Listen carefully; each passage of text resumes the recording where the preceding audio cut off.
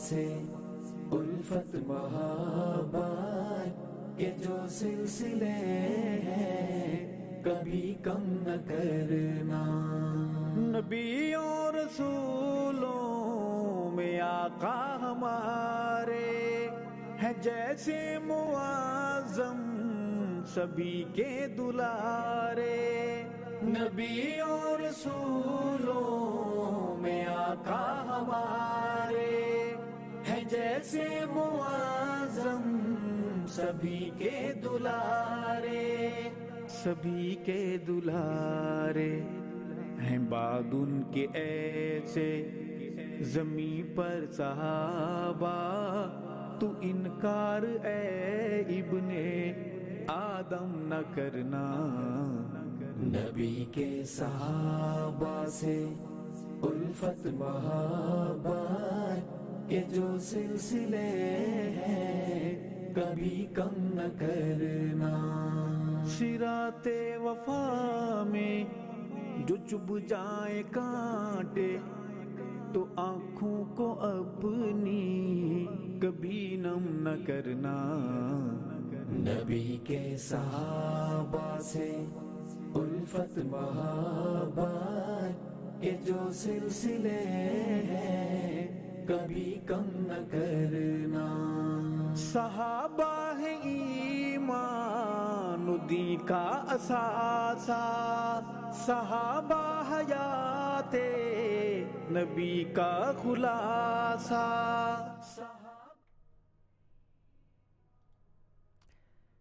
Assalamu alaikum wa rahmatullahi wa barakatuh. You're listening to Sahaba ke Waqiat program with myself, Mufti Tayyibah Afzal on Salam BCR.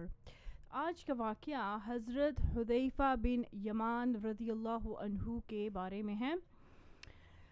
And shortly at 4 p.m. inshallah we will be having a special program which is about the great marriage search, the great Muslim marriage search at 4 p.m. So do stay tuned, inshallah we will be live with that at 4 p.m. But for now, this amazing story of Hazrat Hudhaifa bin Yaman radiyallahu anhu. تو آئیے ہم اس کو سنتے ہیں. تو حضرت حذیفہ رضی اللہ عنہ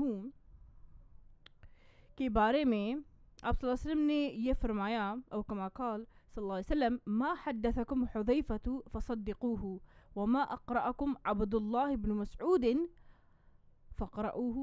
جو تمہیں حضرت حذیفہ رضی اللہ عنہ بات بتائیں اس کی تصدیق کرو, اور جو حضرت عبداللہ بن مسعود رضی اللہ عنہ قرات پڑھائیں اس کو پڑھو. So whatever Hazrat Huzaifa radiallahu anhu tells you, accept it. And whatever way Hazrat Abdullah bin Mas'ud radiallahu anhu recites the Quran, recite it in the same manner. تو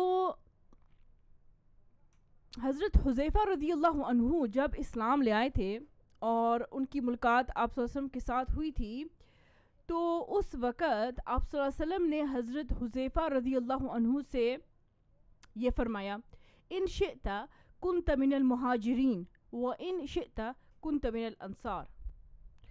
اگر آپ چاہتے ہو تو آپ مہاجرین میں شامل ہو سکتے ہو, اور اگر آپ چاہتے ہو تو آپ انصار میں شامل ہو سکتے ہو.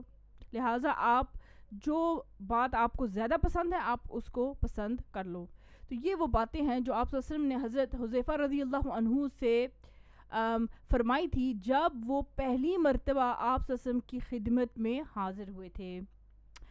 تو واقعہ کیا تھا, اس کا پس منظر کیا تھا؟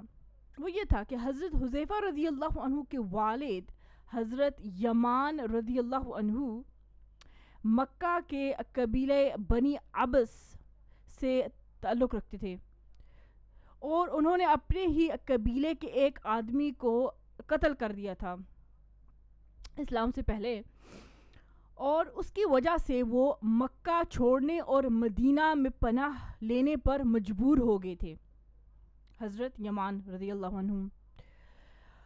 تو وہاں ان کے قبیلے بنی عبد الاشہل سے گہرے تعلقات ہو گئے. He gained good relationship with the tribe of Bani Abdul Ashal in Medina.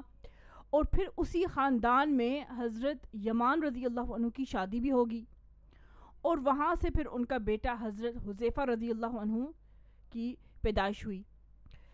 تو بعد میں جب یہ رکاوٹیں دور ہو گئیں, when all these obstacles were removed preventing حضرت یمان رضی اللہ عنہ from going to Makkah, then تو پھر وہ آزادی کے ساتھ وہاں آنے جانے لگے. then he resumed coming and going to Makkah.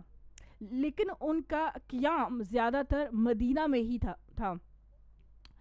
تو جب اسلام کا نور عرب میں پھیلنے لگا تو حضرت حذیفہ رضی اللہ عنہ کے والد حضرت یمان رضی اللہ عنہ بنو ابس کے 10 افراد پر مشتمل ایک وفد کے ساتھ آئے تھے جو آپ صلی اللہ علیہ وسلم کی خدمت میں حاضر ہوئے. تو اس جماعت میں in that group that came to the Prophet صلی اللہ علیہ وسلم, حضرت یمان رضی اللہ عنہ was also one of them, اور وہ آپ صلی اللہ علیہ وسلم کے پاس حاضر ہو کر اسلام قبول کرنے کا انہوں نے اعلان کیا تھا. اور یہ واقعہ آپ صلی اللہ علیہ وسلم کی ہجرت سے پہلے کا ہے. تو اس طرح حضرت حذیفہ رضی اللہ عنہ اپنے خاندان کے اعتبار سے تو مکی ہیں. So if we look at حضرت حذیفہ رضی اللہ عنہ خاندان, his tribe, his family, according to that he is a Makki, he is from Makkah. اور پیدائش اور پرورش کے لحاظ سے اگر ان کو دیکھیں تو وہ مدنی تھے. If we look at where حضرت حذیفہ رضی اللہ عنہ was born and where he grew up, according to that he is a Madani, he is from Medina. اور ان کی پرورش مسلمان والدین کے گھر میں ہوئی. So when he was born, اس وقت ان کے والدین مسلمان تھے اور وہ اس شروع ہی میں اسلام کو انہوں نے قبول کر لیا تھا.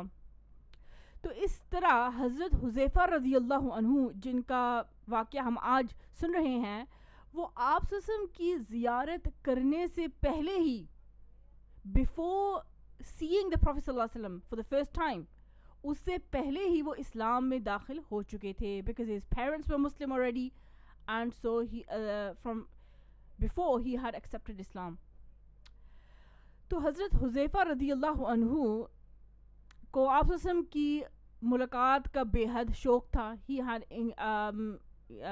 much zeal and enthusiasm to see the Prophet صلی اللہ علیہ وسلم, of course. اور اسلام لانے کے بعد بچپن ہی سے ان کے دل میں آپ صلی اللہ علیہ وسلم کی دیدار اور زیارت کا شوق ہمیشہ بڑھتا رہتا تھا. So he always had the desire to see the Prophet صلی اللہ علیہ وسلم. آخر کار وہ آپ صلی اللہ علیہ وسلم کی ملاقات کے لیے مدینہ پہنچے اور آپ صلی اللہ علیہ وسلم کی خدمت میں حاضر ہوتے ہی انہوں نے پوچھا کہ مہاجرن انا ام انصاری یا رسول اللہ, کیا میں مہاجر ہوں یا کیا میں انصاری ہوں. Again, for the reason that I explained, that according to his family, according to his tribe, he was a Makki, but according to his birth and his upbringing, he was a Madani. So he's saying that, should I be a Muhajir like the people from Makkah, or would I be a Ansar, one of the helpers, like the people of Medina? تو آپ صلی اللہ علیہ وسلم نے فرمایا کہ اگر آپ چاہتے ہیں تو آپ مہاجرین میں شامل ہو سکتے ہیں, اگر آپ چاہتے ہیں تو آپ انصار میں شامل ہو سکتے ہیں, آپ اپنے آپ کے لیے پسند کر لیں جو کچھ آپ چاہتے ہیں. تو حضرت حذیفہ رضی اللہ عنہ نے فیصلہ کن لہجے میں کہا, so he said in a decisive manner, بل انا انصاری یا رسول اللہ, بلکہ میں انصاری ہوں گا, I will be one of the helpers, I will be one of the انصار, او اللہ کے رسول. Now جب آپ صلی اللہ علیہ وسلم ہجرت کر کے مدینہ پہنچے تو حضرت حذیفہ رضی اللہ عنہ نے آپ صلی اللہ علیہ وسلم کی صحبت اختیار کر لی. So he stayed in the company of the Prophet صلی اللہ علیہ وسلم, اور وہ سائے کی طرح آپ صلی اللہ علیہ وسلم کے ساتھ لگے رہتے تھے. He would stay like a shadow with the Prophet صلی اللہ علیہ وسلم. اور غزوہ بدر کے سوا تمام غزوات میں آپ صلی اللہ علیہ وسلم کے ساتھ شریک رہے تھے. So he remained in all the battles, he entered all the battles with the Prophet ﷺ, apart from the first battle of Islam, the battle of Badr. And why? उसमें क्यों शामिल नहीं हुए थे, उसकी वजह वो खुद बयान करते हैं. So he says कि मैं उस वक़्त अपने वालिद के साथ एक ज़रूरत से मदीने से बाहर गया हुआ था. I had gone out for some reason from Medina. वहाँ कुरैश के काफिरों ने हम दोनों को गिरफ्तार कर लिया. And what happened was, whilst we were outside Medina, one of the disbelievers from Quraysh, they arrested us. اور انہوں نے ہم سے پوچھا کہ تم کہاں جا رہے ہو. ہم نے کہا مدینہ جا رہے ہیں. انہوں نے پوچھا کیا تم لوگ محمد کے پاس جانا چاہتے ہو, do you want to go to Muhammad, is that what it is. تو ہم نے جواب دیا ہاں ہم مدینہ جانا چاہتے ہیں. اور پھر انہوں نے ہمیں اس شرط پر رہا کیا. they let us free with this condition کہ اگر ہم اس بات کا ان سے وعدہ کر لیں کہ ہم نہ ہم ان کے خلاف محمد صلی اللہ علیہ وسلم کی مدد کریں گے. So they let us go on this condition that we will not help Muhammad صلی اللہ علیہ وسلم against them, against the disbelievers of Quraysh, اور نہ جنگ میں آپ صلی اللہ علیہ وسلم کا ساتھ دیں گے. And we will not also help the Prophet صلی اللہ علیہ وسلم in the battle. تو یہ ہم سے عہد لے کر جب انہوں نے ہم کو چھوڑ دیا, کافروں نے ہم کو چھوڑ دیا, تو ہم مدینہ پہنچ کر ہم نے آپ صلی اللہ علیہ وسلم کو اس صورتحال سے آگاہ کیا. So we told the Prophet صلی اللہ علیہ وسلم that this is what happened. اور آپ صلی اللہ علیہ وسلم نے اور آپ صلی اللہ علیہ وسلم سے ہم نے پوچھا کہ اب ہم کیا کریں, because we made a promise, what should we do. So آپ صلی اللہ علیہ وسلم نے کہا کہ اپنے عہد کو پورا کرو, fulfill your promise. You promised not to fight with me against them, so therefore fulfill your promise. اور ان کے خلاف تم اللہ سے دعا مانگنے کی دعا مانگتے رہنا. But what you can do is you can supplicate to Allah. You can do dua so that we win in the battle. So I mean, we will take a short break here. Do stay with us to find out what happens next, inshallah. Assalamu alaikum wa rahmatullahi wa barakatuh.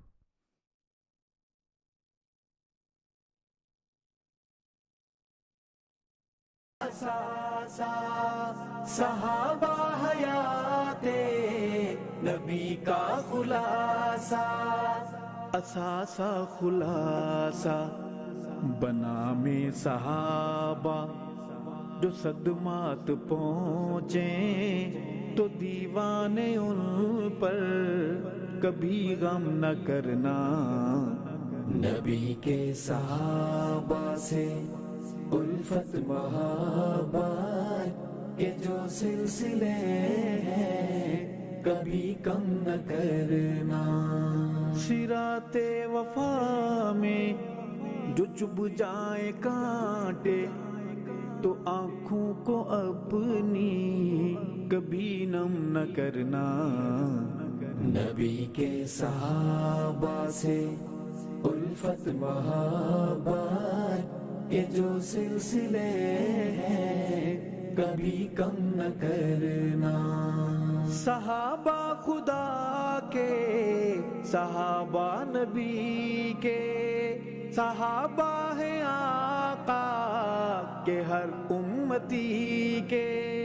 صحابہ خدا کے, صحابہ نبی کے, صحابہ ہیں آقا کہ ہر امتی کے, ہر امتی کے.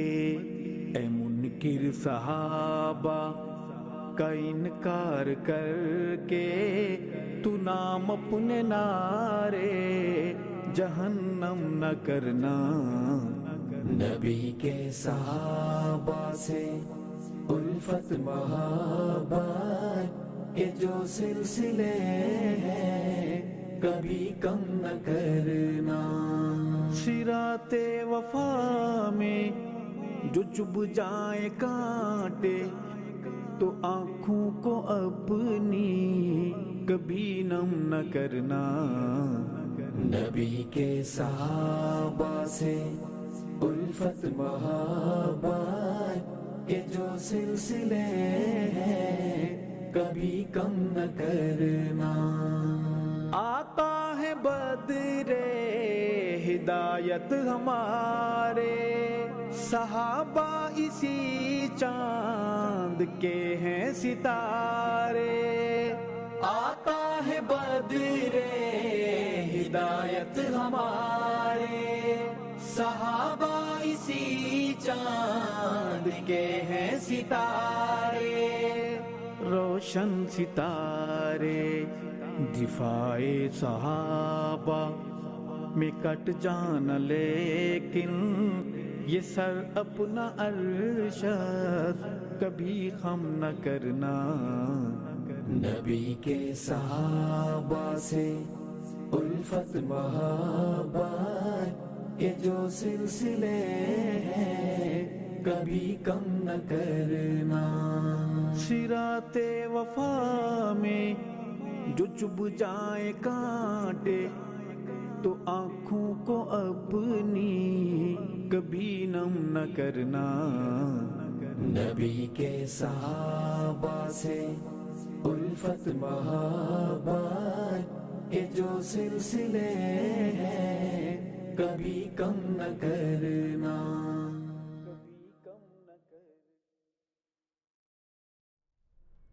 السلام علیکم ورحمۃ اللہ وبرکاتہ. You're listening to Sahaba کے واقعات program with myself, Mufti Tayyibah Afzal on Salam BCR. تو ہم بریک سے پہلے حضرت حذیفہ بن یمان رضی اللہ عنہ کے بارے میں سن رہے تھے کہ اسلام لے آئے، اور جب اسلام لے آئے کیونکہ وہ ان کے والدین تو پہلے سے اسلام میں داخل ہو چکے تھے، تو جب ان کی ملاقات آپ کے ساتھ ہوئی تو آپ نے ان کو اختیار دیا کہ تمہاری مرضی ہے، تم انصاری بننا چاہتے ہو یا مہاجر بننا چاہتے ہو، اور انہوں نے چن لیا کہ میں انصاری بنوں گا، اور آپ کے ساتھ تمام غزوات میں شریک رہے سوائے غزوہ بدر کے. اور اس کی وجہ وہ خود بیان کرتے ہیں. یہاں سے ہم اپنی بات کو جاری رکھتے ہیں کہ وہ ایک مرتبہ اپنے والد کے ساتھ مدینہ سے باہر گئے ہوئے تھے، اور ان کو کافروں نے گرفتار کر لیا اور ان کو اس بات پر رہا کیا کہ جب تم واپس جاؤ مدینہ آپ کے پاس تو تم نے ہمارے خلاف آپ کی مدد نہیں کرنی جنگ میں. تو پھر جب یہ آپ کے پاس پہنچے تو آپ نے ان سے یہ فرمایا کہ ہاں تم اپنے وعدے کو پورا کرو. You must keep your promise and not fight against them, but you may do dua against them and do dua for our victory. تو یہاں سے بات جاری رکھتے ہیں. غزوہ احد میں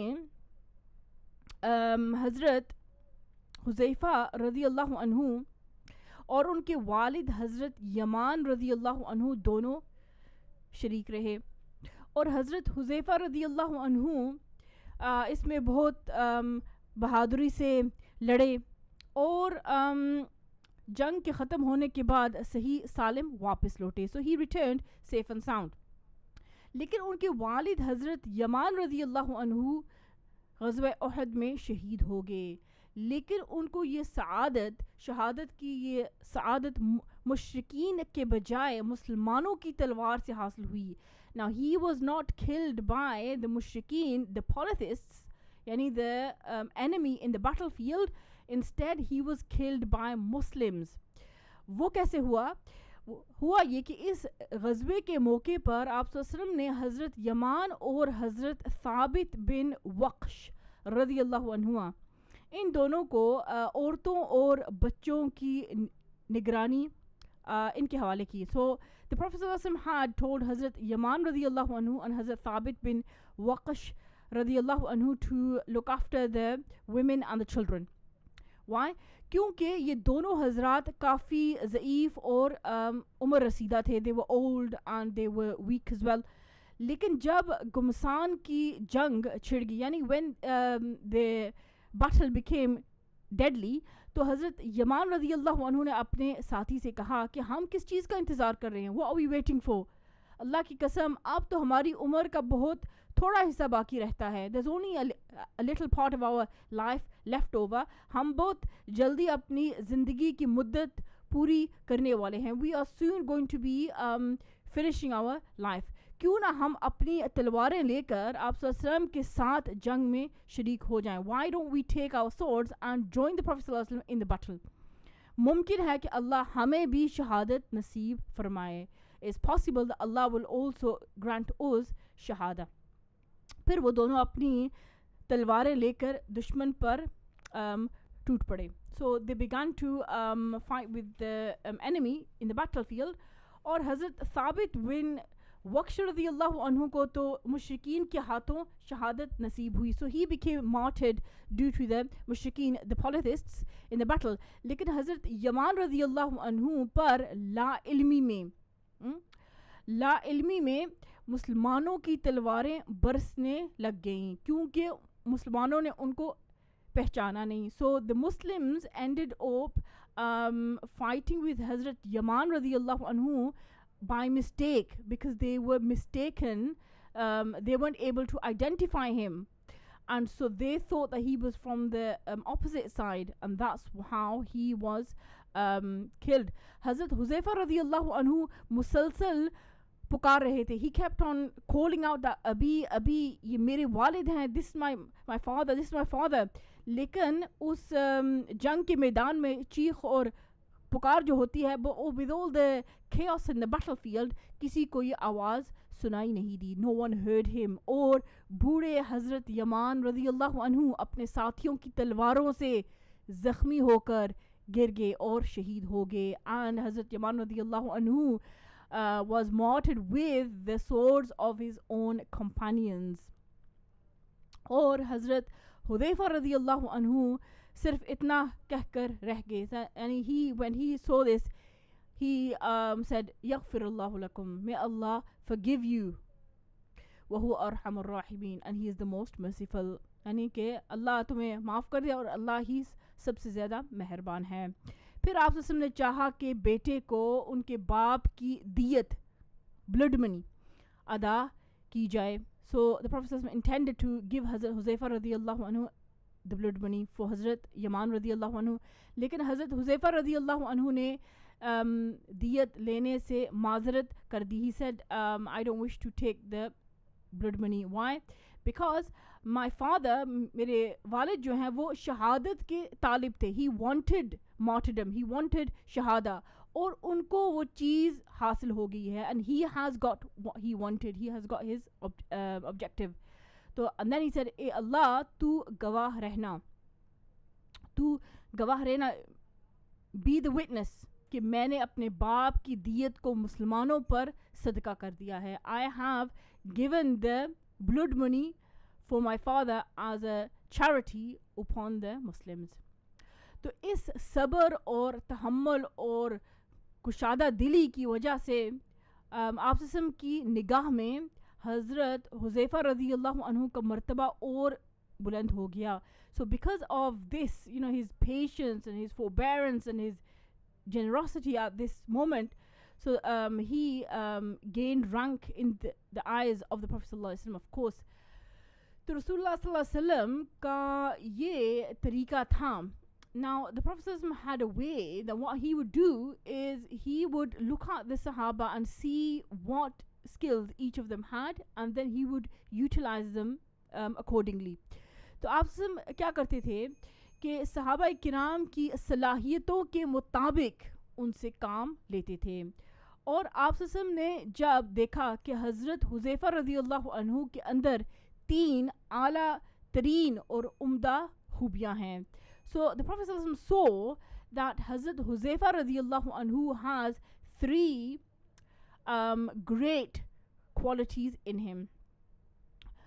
The first was ایک تو یہ تھی کہ انتہائی ذہین تھے.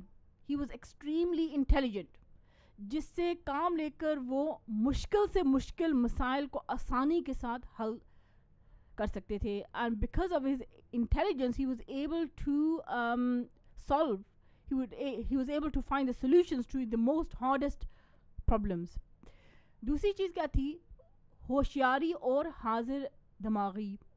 یعنی کہ he was sharp, quick thinking, اور اس کے ذریعے وہ بہت جلد معاملے کی تہ تک پہنچ جاتے تھے. And he was able to reach the crux of the matter very, very quickly. اور تیسری چیز کیا تھی کہ رازداری, یعنی he was able to maintain secrecy, یعنی کہ کسی کے راز کو اس طرح چھپاتے تھے کہ کسی کو کانوں کان خبر نہ ہو. So even after being asked a few times, he was still able to remain tight-lipped and not reveal the secret.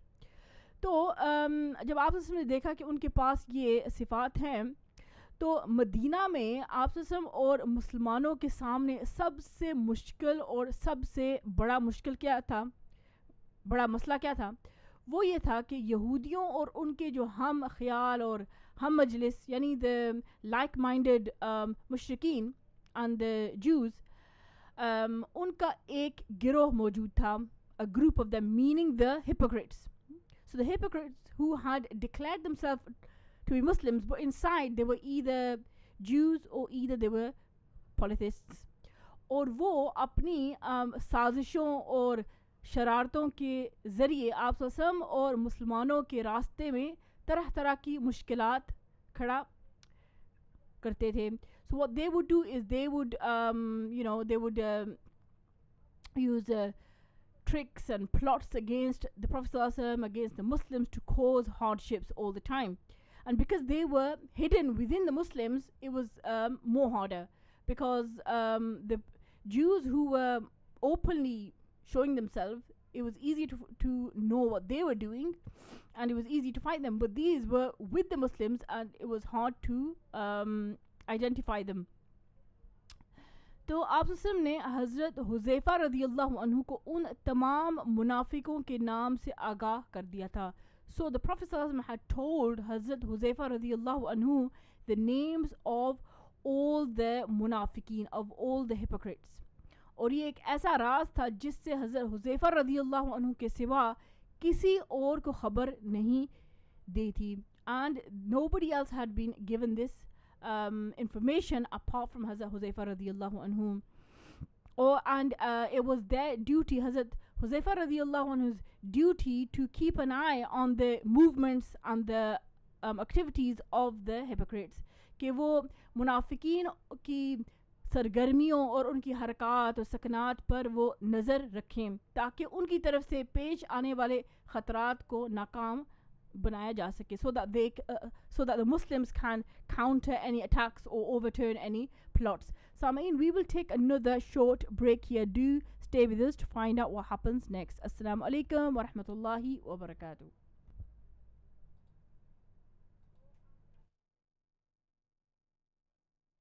سن رہے ہو؟ جی ہاں، اسی طرح ہزاروں اور بھی سننے والے ہیں. آپ کے کاروبار کی کامیابی کا راز سلام BCR. سنتے رہیے سلام BCR.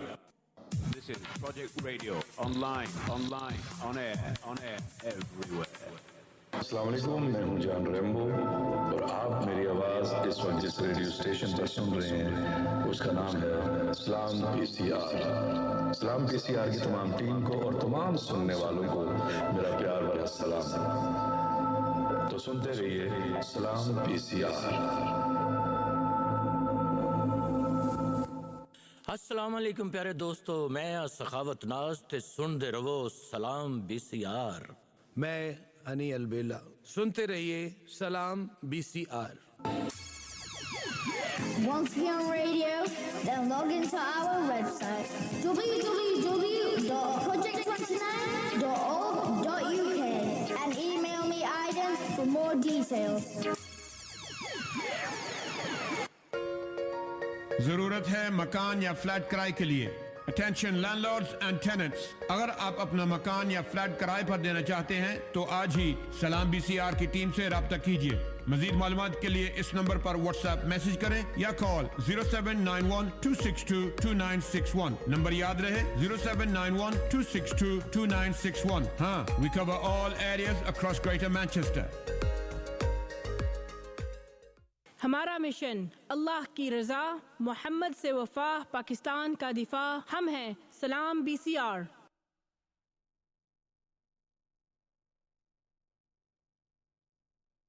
صحابہ کی تم وفا کو دیکھو, صحابہ کی تم وفا کو دیکھو.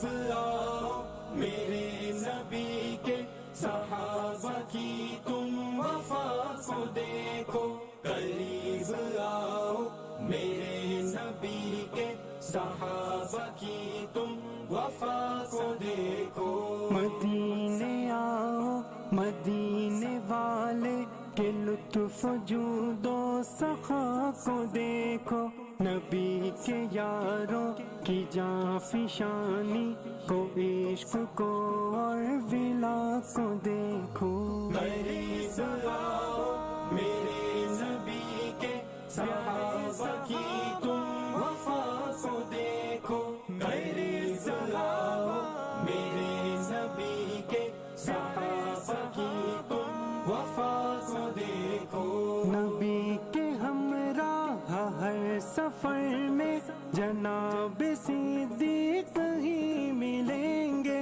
وفا کی یاری کی راہ گزر میں جناب صدیق ہی ملیں گے نظر نبی کی ہے اس نظر میں جناب صدیق ہی ملیں گے جناب صدیق ہی ملیں گے نبی کی مسند نبی کے منبر پہ نائب مصطفیٰ کو دیکھو قریب آؤ میرے نبی کے صحابہ کی تم وفا کو دیکھو قریب آؤ میرے نبی کے صحابہ کی تم وفا کو دیکھو قریب آؤ میرے نبی کے صحابہ کی تم وفا کو دیکھو عمر مراد رسول عالی عمر عطا خدا والا وہ بعد صدیق سب سے افضل وہ بعد صدیق سب سے اعلیٰ نبی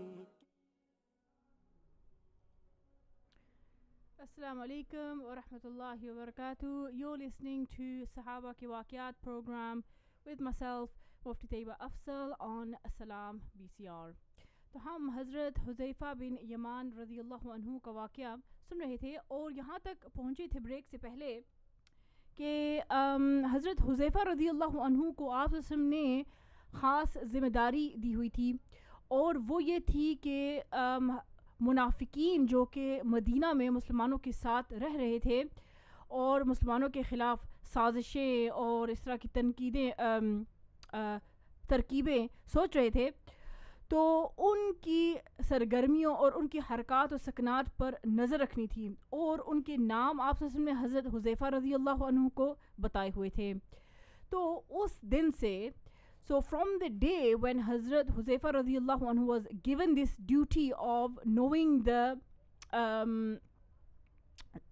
names of all the hypocrites and being in charge of overlooking them, تو اس وقت سے حضرت حذیفہ رضی اللہ عنہ کو کہا جاتا تھا صاحب سری رسول اللہ صلی اللہ علیہ وسلم کہ آپ صلی اللہ علیہ وسلم کے رازدان رسول اللہ صلی اللہ علیہ وسلم کے Razdan the keeper of the secrets of رسول اللہ صلی اللہ علیہ وسلم. تو یوں تو آپ صلی اللہ علیہ وسلم مختلف مواقع پر بہت سی اہم اور نازک ذمہ داریوں کے لیے حضرت حذیفہ رضی اللہ عنہ کی مدد حاصل کرتے رہتے تھے، لیکن سب سے مشکل اور خطرناک ذمہ داری جو انہوں نے جو آپ صلی اللہ علیہ وسلم نے حضرت حذیفہ رضی اللہ عنہ کو دی تھی وہ یہ تھی کہ اس ذمہ داری میں ان کی ذہانت دا انٹیلیجنس اور معاملے کی سمجھ رازداری کا زبردست امتحان تھا. There was another moment where the Prophet صلی اللہ علیہ وسلم gave a big responsibility to Hazrat Huzaifa radiallahu anhu, and in this occasion on this occasion it was a test of how he was able to deal with the situation. It was a fragile situation, dangerous situation, and also whether he was able to keep the matter a secret. تو اس وقت کیا تھا واقعہ ایسے پیش آیا کہ غزوہ خندق کے موقع پر I mean the battle of the pit, the trenches, تو اس کے موقع پر دشمن نے چاروں طرف سے مسلمانوں کا محاصرہ کیا تھا. So the disbelievers, they had surrounded the Muslims from all sides. اور کئی دنوں کے محاصرے کی وجہ سے مسلمانوں کی پریشانیاں بہت اپنی انتہا کو پہنچ گئی تھیں. So it was very very hard for the Muslims as well because it had been many days. تو مسلمانوں کی تو یہ حالت تھی, لیکن قریش یعنی the disbelievers of قریش اور ان کے ساتھی مشرک قبائل جو تھے, the مشرکین, they were also in hardship as well. ان کی حالت بھی ان سخت گھڑیوں میں مسلمانوں سے بہتر کوئی نہیں تھی. یعنی where the Muslims were going through hardships, so were the disbelievers. اور ان کے قدم ڈگمگا گئے. They were shaken, the disbelievers. اور اللہ نے ان پر تیز آندھی کا عذاب مسلط کیا تھا. Allah had sent a thunderstorm and strong winds and tornado upon them, جس سے ان کے خیمے اکھڑ گئے. So because of this, what happened was to the disbelievers, their tents were overturned, اور ان کی دیگیں الٹ گئیں. Even their pots which had food inside them, they were overturned, اور ان کے چولہے بجھ گئے. their fires were extinguished, اور ان کے چہروں پر کنکریوں کو اللہ نے برسایا, اور ان کی آنکھوں اور ان کے ناک کو گرد اور غبار سے بھر دیا. So Allah caused the wind to yani shower them with pebbles, and for the soil and the sun to enter their eyes and the nose. So they were in a very bad state. So اس موقع پر آپ صلی اللہ علیہ وسلم نے حضرت حذیفہ رضی اللہ عنہ کی صلاحیتوں اور ان کے تجربات کو کام میں لانے کا ارادہ کیا, اور آپ صلی اللہ علیہ وسلم نے فیصلہ کیا کہ کوئی آخری فیصلہ کرنے سے پہلے حضرت حذیفہ رضی اللہ عنہ کو رات کی تاریکی میں in the darkness of the night دشمن کے خیمے میں بھیجنے کا ارادہ کیا کہ وہ دشمن کے حالات معلوم کر لیں. So the Prophet ﷺ, because it was hardship for the Muslims as well, it was a cold night, it was a dark night, so the Prophet ﷺ said, before we decide what to do next, let's go and see what the opposite side are doing. So the Prophet ﷺ decided to send Hazrat Huzaifa radiyallahu anhu into the enemy's camp to find out. Hazrat Huzaifa radiyallahu anhu اپنا بیس بدل کر, he changed his dress etc, اور اپنی جان ہتھیلی پر رکھ کر, یعنی کہ he risked his life, he was entering by himself into the area of the enemy. دشمن کی صفوں میں وہ داخل ہو گئے. So he entered the ranks of the enemies, اور کسی کو خبر بھی نہ ہونے دی. اور اکیلے دشمن کے خیمے میں جانا موت کے منہ میں جانے کے برابر تھا. لیکن ظاہر ہے کہ ان کی اطاعت صحابہ تھے, تو آخر ان کی اطاعت کی وجہ سے حضرت حذیفہ رضی اللہ عنہ نے اس سفر کو انجام دیا, اور وہ خود اس کو بیان کرتے ہیں. Now he explains this himself. He says کہ اس رات ہم لوگ صفے باندھے ہوئے ہم بیٹھے ہوئے تھے, that we were sat in rows. He explains this. اور حضرت ابو سفیان رضی اللہ عنہ, at that time he was not a Muslim, اور ان کے مشرکین ساتھی ہم سے اوپر کی جانب تھے. They were on the they were above us. اور بنو قریظہ کے جو یہودی تھے وہ ہم سے نیچے کی طرف تھے. They were below us, the Jews of بنو قریظہ. اور ہم لوگوں کو بنو قریظہ کے ان یہودیوں سے اپنے گھر والوں کے بارے میں سخت خطرات تھے. We were feeling fearful that these Jews of Banu Qurayza, they may harm our family, our wives and our children at home. اور وہ رات سخت اندھیری رات تھی, اور ہوائیں بہت سخت تھی, اور موسم بھی بہت ٹھنڈا تھا, اور تیز ہوائیں تو ایسے چل رہی تھیں کہ گویا کہ کانوں کے پردے شاید پھاڑ دیں. So it was, یعنی the winds were deafening, اور ایسی اندھیری رات تھی کہ ہم کو اپنی انگلیاں قریب سے بھی نظر نہیں آ رہی تھی. We couldn't even see our fingers from close up.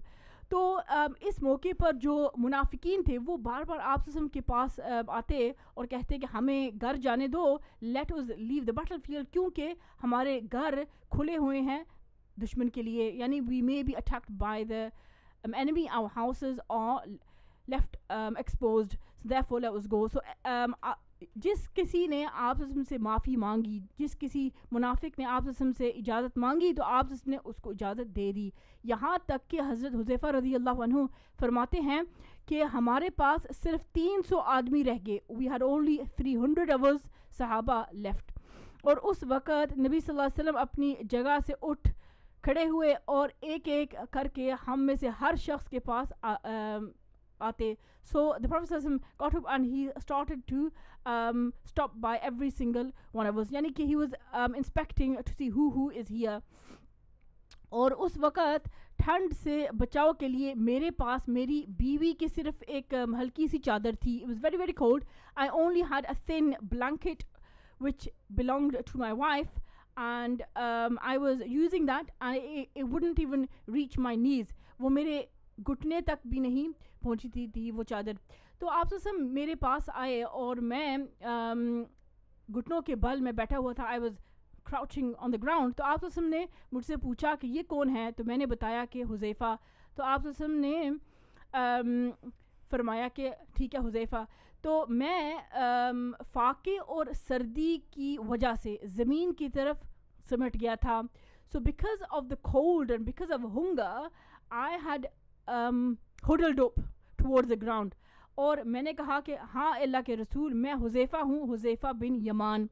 تو آپ میرے قریب آئے اور آپ نے سرگوشی کے انداز میں, as if he was talking in secret, he said کہ تم چپکے سے دشمن کے پاس جاؤ اور ان کے حالات معلوم کر کے مجھے بتاؤ کہ اب ان کے ارادے کیا ہیں. Go and find out what they intend to do. تو حکم سن کر انتہائی خوف اور سخت ٹھنڈ کے باوجود, so hearing the Prophet's order, despite my extreme fear and despite the extreme cold, I walked towards the valley of death, یعنی کہ موت کی وادی کی طرف میں نے قدم اٹھا دیا. اور آپ کی زبان مبارک سے میرے لیے دعا کے الفاظ نکلے. And the Prophet made a dua for me. He said, Allahumma hafadhu min bayni yadayhi. Oh Allah, protect him from in front of him. ان کی حفاظت کرو ان کے سامنے سے, ومن خلفہ ان کے پیچھے سے, وعن یمینہ ان کے دائیں جانب سے, وعن شمالہ ان کے بائیں جانب سے, وعن فوقہ ان کے اوپر سے, وتحتہ اور ان کے نیچے سے, and below him. تو آپ کی دعا کے یہ جو الفاظ ابھی ختم نہیں ہوئے تھے کہ اللہ نے میرے دل سے خوف اور میرے جسم سے ٹھنڈ کے اثرات کو زائل کر دیا. Now the Prophet hadn't even finished doing his dua that immediately Allah removed all fear from my heart and all the effects of cold were removed from my body. تو میرے جسم سے سب کچھ دور ہو گیا. تو جب میں جانے کے لیے مڑا تو آپ نے مجھے یہ فرمایا, یا حذیفہ, کہ تم لا تحدثن فی القوم شیئا حتی تأتینی, یعنی کہ تم قوم میں کوئی نیا کام نہ کرنا یہاں تک کہ تم واپس آؤ. یعنی کہ don't do anything, just go find out the information, don't do anything and come back. تو میں نے کہا ٹھیک ہے. تو میں وہاں گیا اور ان کے لشکر میں پہنچ گیا. ان کے درمیان اس طرح میں مل گیا گویا کہ میں انہی کا ایک فرد ہوں. So I sat between them, so it was as if I was one of them. تو میرے پہنچنے کے کچھ دیر بعد ہی حضرت ابو سفیان رضی اللہ عنہ, جو کہ مسلمان نہیں تھے, تو وہ ان کے درمیان تقریر کرنے کے لیے کھڑے ہوئے اور انہوں نے کہا, قریش کے لوگوں, میں تم سے ایک بات کہنا چاہتا ہوں مگر مجھے اس بات کا ڈر ہے کہ کہیں یہ بات محمد صلی اللہ علیہ وسلم تک نہ پہنچ جائے. I want to say something but I'm worried that the news may travel to Muhammad صلی اللہ علیہ وسلم. تو اس لیے تم میں سے ہر شخص اپنے برابر والے کو اچھی طرح سے دیکھ لے. So every one of you should look at the person near him to make sure that you can identify each other. So حضرت حذیفہ رضی اللہ عنہ فرماتے ہیں, میں نے اپنے پہلو میں بیٹھے ہوئے آدمی کا ہاتھ پکڑ کر میں نے اس سے پوچھا کہ تم کون ہو. So Hazrat Huzaifa radhiyallahu anhu said, I quickly grabbed the hand of the person sat next to me and I said to him, who are you? اور اس نے کہا فلاں ہوں, فلاں کا بیٹا ہوں. And یعنی کہ حضرت حذیفہ رضی اللہ عنہ did this so that the person, instead of asking Hazrat Huzaifa, he will be feeling defensive and he will be trying to make sure that he is clearing himself, تاکہ وہ حضرت حذیفہ رضی اللہ عنہ سے نہ پوچھیں کچھ. تو اس لیے حضرت حذیفہ رضی اللہ عنہ نے ایسے کیا. تو پھر ابو سفیان رضی اللہ عنہ نے کہا کہ ایک قریش کی جماعت, اب تمہارے لیے یہاں مزید ٹھہرنے کا کوئی فائدہ نہیں ہے, تم دیکھ رہے ہو کہ ہمارے جانور ہلاک ہو گئے ہیں. our animals have perished, so there's no point staying here any longer. بنو قریظہ کے یہودی ہم سے الگ ہو گئے ہیں. the Jews of بنو قریظہ have deserted us. اور یہ ہوائیں ان کی وجہ سے جن پریشانیوں کا سامنا ہمیں کرنا پڑ رہا ہے, and the hardship that we are going through because of these because of the bitter cold and the winds, you can see. تو اس لیے اب بہتر یہی ہے کہ تم یہاں سے سفر کرو, میں خود بھی جا رہا ہوں, I am also going home. تو یہ کہہ کر وہ اپنے اونٹ کے پاس آئے اور اس کی رسی کو کھولا اور اس پر سوار ہو گئے اور پھر وہ روانہ ہو گئے. تو حضرت حذیفہ رضی اللہ عنہ فرماتے ہیں کہ اگر رسول اللہ صلی اللہ علیہ وسلم نے مجھے کسی اقدام سے روکا نہ ہوتا, if the Prophet had not told me that don't do anything, تو اس وقت تیر مار کر حضرت ابو سفیان رضی اللہ عنہ کو مار دینا میرے لیے بہت آسان تھا, because he was directly in my line of vision.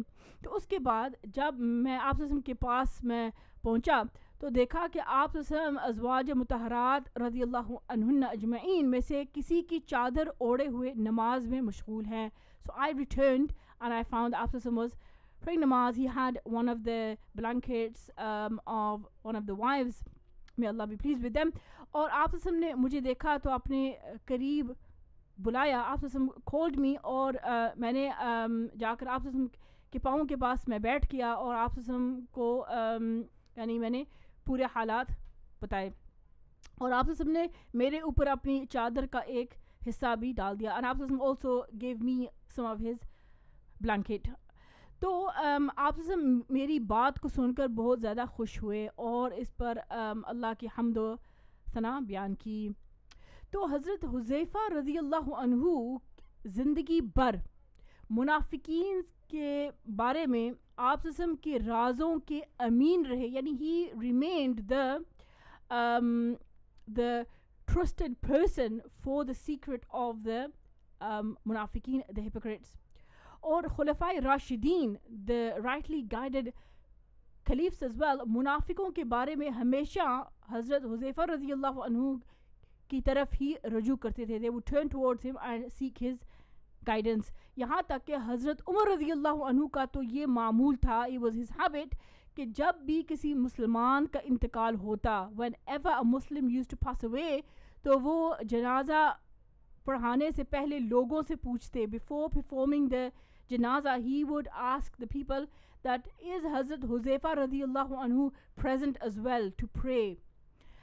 تو کیا وہ نماز میں شریک ہیں یا نہیں؟ اگر جواب ملتا کہ شریک ہیں تو پھر حضرت عمر رضی اللہ عنہ بھی نماز میں شریک ہو جاتے, اور اگر جواب ملتا کہ حضرت حذیفہ رضی اللہ عنہ موجود نہیں ہیں تو پھر حضرت عمر رضی اللہ عنہ اس کے مومن مخلص ہونے میں ان کو شک ہو جاتا اور نماز جنازہ اس کی نہ پڑھتے. So then حضرت عمر رضی اللہ عنہ would have doubt regarding that person, and so he would not perform the janazah prayer and he would get someone else to do that.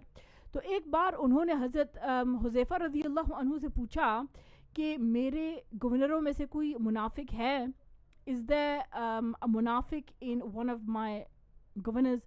تو حضرت حذیفہ رضی اللہ عنہ نے فرمایا کہ ایک ہے لیکن میں اس کا نام آپ کو نہیں بتا سکتا, there is one but I can't reveal his identity.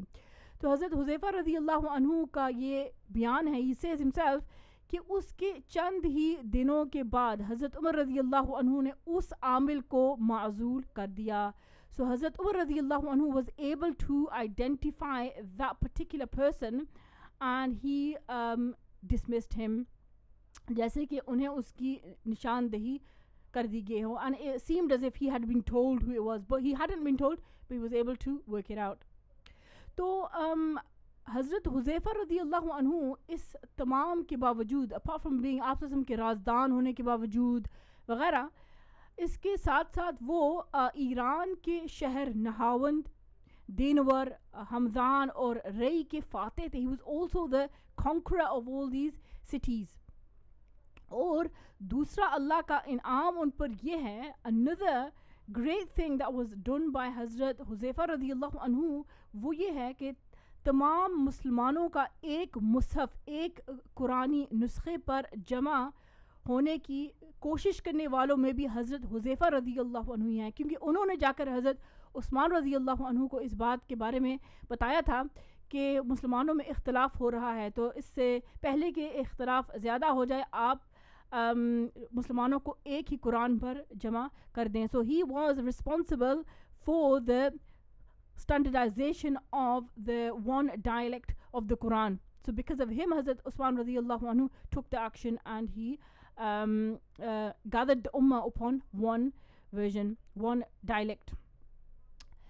تو اس کے باوجود حضرت حذیفہ رضی اللہ عنہ ہمیشہ اللہ سے ڈرتے رہتے تھے. یعنی despite all of this, you know how sometimes we say, oh, you know, we feel as if we are guaranteed Jannah, we expect to go to Jannah, we expect the highest levels of Jannah, but these people, they were the greatest, but yet they had so much fear of Allah. تو ان تمام عظیم کارناموں کے باوجود اللہ کے خوف اور اس کی اللہ کی سزا سے ہمیشہ ڈرتے رہتے تھے.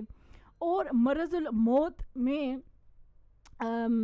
کیا ہوا کہ صحابہ رات کے آخری حصے میں ان کے پاس آئے, تو حضرت حذیفہ رضی اللہ عنہ نے پوچھا کہ کیا وقت ہے, تو لوگوں نے بتایا کہ نحن قریب من الصبح, کہ ابھی صبح ہونے والی ہے. تو حضرت حذیفہ رضی اللہ عنہ نے فرمایا اعوذ باللہ من صباح یفضی بی النار, مجھے اس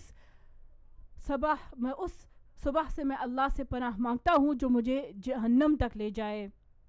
اور پھر پوچھا کہ تم کفن لائے ہو, تو صحابہ نے بتایا کہ ہاں ہم لائے ہیں.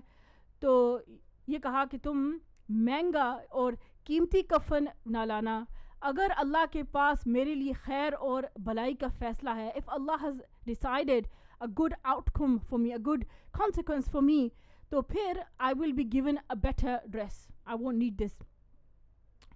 اور then he said کہ اللہم انک تعلم انی کنت احب الفقر علی الغنا واحب الذلۃ علی العز واحب الموت علی الحیاء.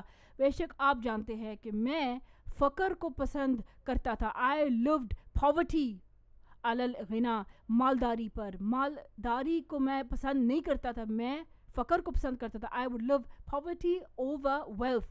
وأحب الذلة, and I would love humbleness. I loved humbleness over pride. یعنی عزت پر میں نے ذلت اور تواضع کو میں نے پسند کیا ہے. وأحب الموت على الحیاء, اور میں موت کو پسند کرتا ہوں زندگی پر. And I love death over life. اللہ حضرت حذیفہ رضی اللہ عنہ پر رحم فرمائے, کیونکہ وہ یقیناً بے شمار خوبیوں کے مالک تھے. یعنی he had numerous qualities, اور اپنی طرز کے ایک منفرد شخص تھے. یعنی کہ he was a person of unique traits. So from the story of Hazrat Huzaifa radiyallahu anhu, like every amazing story of the Sahaba radiyallahu anhu ajma'in, there is much to learn. 3 points that we can take away is the first one was that they kept the promise. They made the promise to the disbelievers that they would not fight against the Prophet ﷺ, and the Prophet ﷺ told them to keep the promise. So it's very, very important. We easily, make promises when we don't mean them, and then we break them without any thought. But Allah mentions in the Quran, "Innal ahda kana mas'ula," that indeed we will be asked about our promises. The second thing is to keep a secret. When somebody has given you something, al-majalisu bil amana, some information, you need to keep that a secret. It is not right for you to go and spread that. And the third thing is that he was obedient to the Prophet ﷺ. Now, despite the hardship and the fear that he felt and the cold of that night, but when the Prophet ﷺ told him to go, he went, and the Prophet ﷺ gave him such a beautiful dua that all his fear and all his cold was removed. So inshallah, Sameen, after the break, we will be having our the Great Muslim Marriage Search Program. So do stay with us. If you are joining us via YouTube, then you will need to refresh the page, because we will be uploading another link, inshallah. So assalamu alaikum wa rahmatullahi wa barakatuh.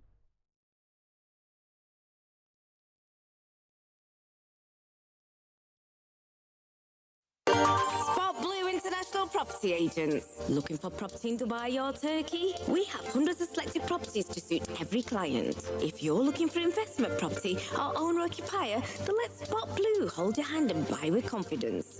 Spot Blue, the international property experts who understand your language. Spot Blue. For a full list of properties available across the globe, check our website spotblue.com or phone 0208 339